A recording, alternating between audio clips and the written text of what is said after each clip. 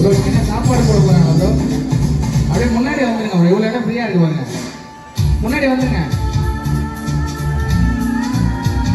முன்னாடி வந்தாதான் ஒரு வைப் கிடைக்கும். இன்னும் வாங்க, இவ்வளோ இடம் இருக்கு பாருங்க. அந்த அக்கால ஆட ரெடியா இருங்க, அவனை கூப்பிட்டு ஆடுங்க. இல்லை அவங்களுக்கு தெரியாதுன்றதுனால பின்னாடி